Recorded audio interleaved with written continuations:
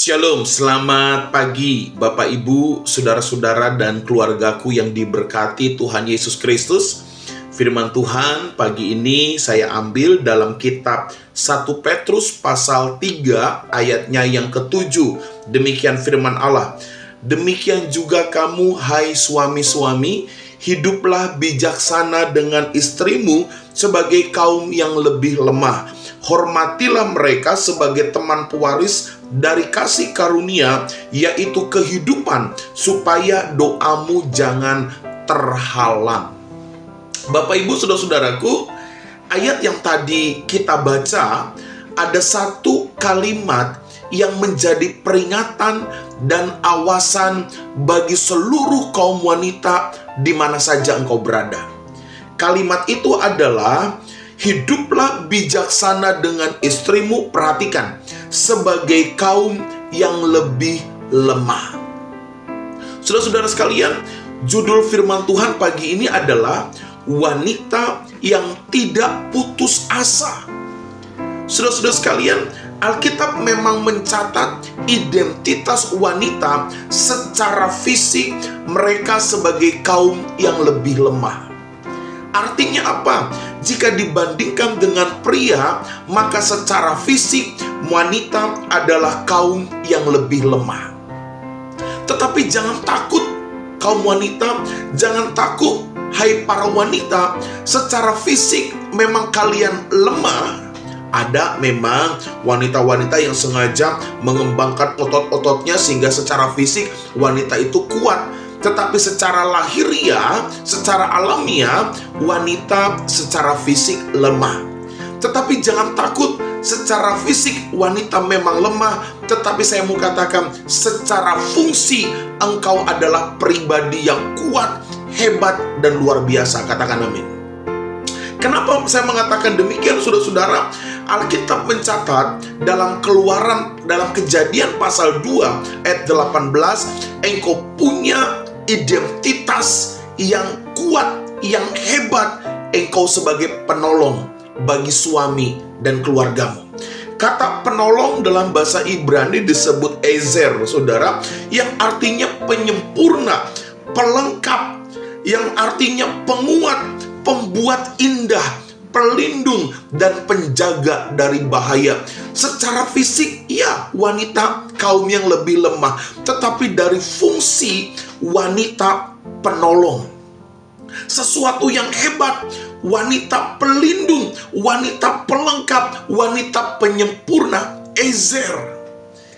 Bapak Ibu saudara-saudaraku yang diberkati Tuhan Yesus Kristus, seringkali sebagai kaum wanita, engkau melihat hanya dari satu sisi saja. Secara fisik engkau kaum yang lebih lemah, sehingga muncul di dalam pikiranmu, engkau mulai berpikir, engkau mulai meraba-raba tentang kehidupan sebagai kaum yang lebih lemah, sehingga ketika punya masalah, engkau menjadi putus asa.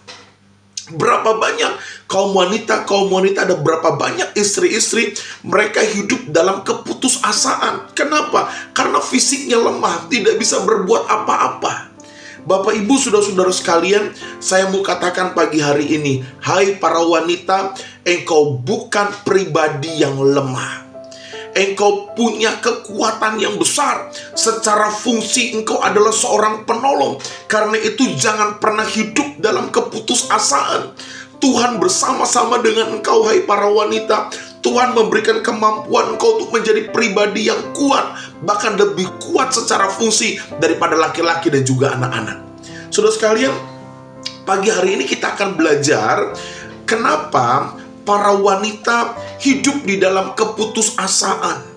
Seringkali ketika mereka mengalami satu titik kejenuhan, mereka merasa tidak mampu menghadapi beban masalah, mungkin mereka ada gesekan dengan sesama sehingga muncul kesensitifannya, mudah tersinggung dan kecewa, lalu kita mulai menghadapi sebuah kenyataan keputusasaan.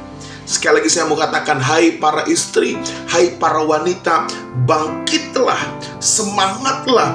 Engkau bukan pribadi yang lemah secara fungsi.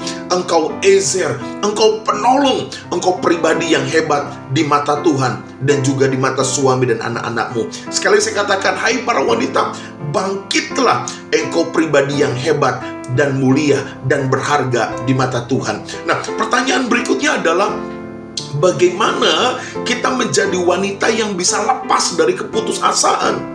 Saudara, saya menulis ada 3 perkara kecil supaya wanita terbebas dari keputusasaan. Yang pertama adalah, jadilah istri wanita yang takut akan Tuhan. Bukan takut kepada suamimu, bukan takut kepada sesamamu. Yang paling utama, takut kepada Allah. Takut kepada Allah artinya menghormati firman-Nya, mengagumi karyanya, dan engkau sadar engkau tidak bisa jauh daripada Tuhan. Dia menjadi benteng doa, dia menjadi menara doa bagi suami dan anak-anaknya.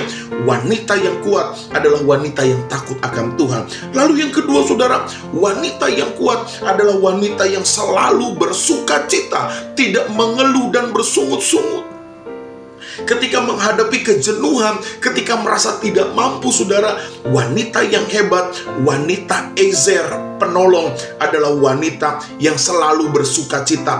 Dia bisa patahkan segala keluhan, segala tantangan hidupnya dengan muka yang bersuka cita, dengan hati yang bergembira. Saudara mungkin katakan, tidak bisa Pak Pendeta, masalahku berat. Ketika engkau bisa mengalahkan masalahmu dengan sukacita di dalam Tuhan, engkau adalah wanita yang hebat. Yang ketiga, yang terakhir adalah wanita yang kuat. Wanita yang menjadi Ezer, penolong, sehingga lepas dari keputusasaan, adalah wanita yang selalu sabar dan memandang ada berkat yang Tuhan siapin. Segala sesuatu lakukan dengan kesabaran, hai wanita. Hadapi suamimu, hadapi anak-anakmu, hadapi masalahmu dengan kesabaran, dan pandang Tuhan. Ada berkat pemulihan, berkat luar biasa bagi keluargamu. Selamat pagi para wanita, engkau kuat, engkau hebat, engkau luar biasa. Haleluya.